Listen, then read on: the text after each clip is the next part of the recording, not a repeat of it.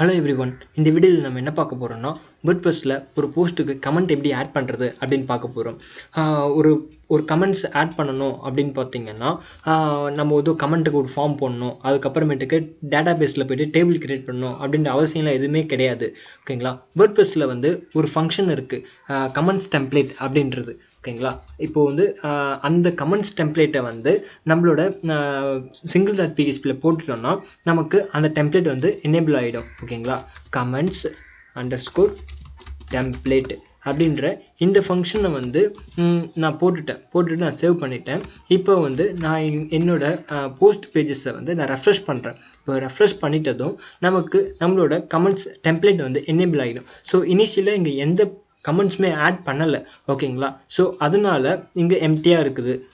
இப்போது test comment அப்படின்னு நான் போடுறேன். ஓகேங்களா? டெஸ்ட்டு கமெண்ட் நான் போட்டதும் எனக்கு வந்து இப்போது இந்த கமெண்ட்ஸ் வந்து இந்த பர்டிகுலர் போஸ்ட்டு வந்து ஆட் ஆகிடுச்சு. ஓகேங்களா? இதே லாக்டு அவுட் யூஸராக இருக்கிறேன் அப்படின்னா கெஸ்ட் யூஸர். ஓகேங்களா? அப்படி கெஸ்ட் யூஸராக இருக்கிறப்போ எனக்கு இப்போ என்ன நடக்குதுன்னு பார்ப்போம். பேஜ் இன்னும் லோட் ஆகிட்டு இருக்குது. ஓகே, இப்போது கெஸ்ட் யூஸராக இருக்கிறன்னா நமக்கு இவனுக்கு யார் வந்து போஸ்ட் போட்டிருக்காங்க அப்படின்ற ஐடென்டிஃபிகேஷன் வேணும். அதுக்காக நமக்கு நேமு இமெயில் அப்படின்ற இந்த ஃபீல்டும் வந்து அவங்க கொடுத்துருக்காங்க. ஓகேங்களா? மை கெஸ்ட்டு கமெண்ட் அப்படின்னு கொடுத்துட்டேன். ஓகேங்களா? நான் இது டெஸ்ட் அப்படின்ற இமெயில் ஆட் பண்ணிக்கிறேன்.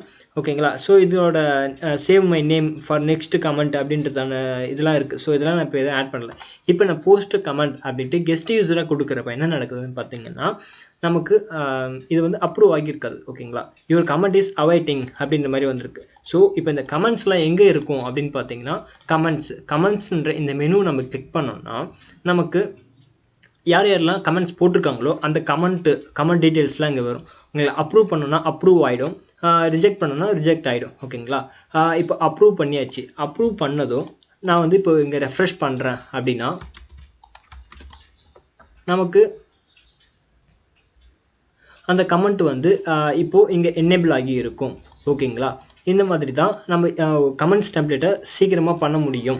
அதுக்கப்புறமேட்டுக்கு நம்ம வேறு என்ன பண்ணலாம் அப்படின்னு பார்த்தீங்கன்னா லாக்டின் யூசர்ஸ் மட்டும்தான் நம்மளோட கமெண்ட்டை வந்து கமெண்ட்ஸ் ஆட் பண்ண முடியும் அப்படின்ற ஃபீச்சர் எனேபிள் பண்ணணும்னா நம்ம செட்டிங்ஸ் போயிட்டு டிஸ்கஷன் அப்படின்ற இந்த மெனு இருக்குல்ல, இது நம்ம கிளிக் பண்ணுறோம்.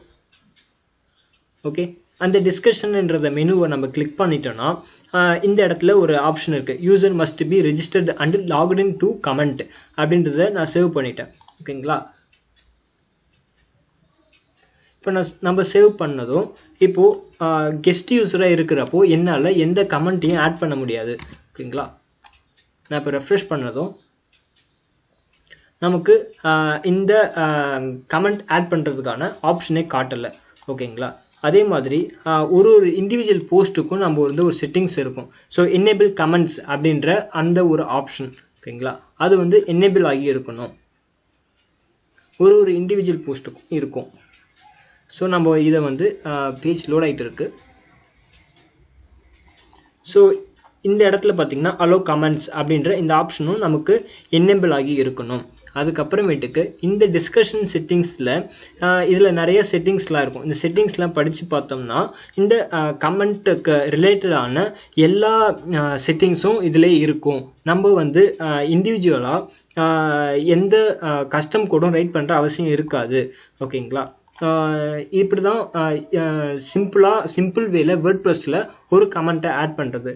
நம்ம வந்து இதே வந்து ஒரு ஃபார்ம் கிரியேட் பண்ணிவிட்டு இந்த வேலிடேஷன்லாம் பண்ணுறதுக்கு நம்ம நிறைய நேரம் ஆகும். ஓகேங்களா? வேர்ட்ப்ரெஸ் வந்து நம்ம டைமை சேவ் பண்ணியிருக்கோம். ஓகேங்களா? இதில் இந்த ஃபங்க்ஷன் யூஸ் பண்ணலாம். ஸோ இந்த வீடியோ பிடிச்சிருந்தால் லைக் பண்ணுங்கள். ஸோ தேங்க்ஸ் ஃபார் வாட்சிங் திஸ் வீடியோ.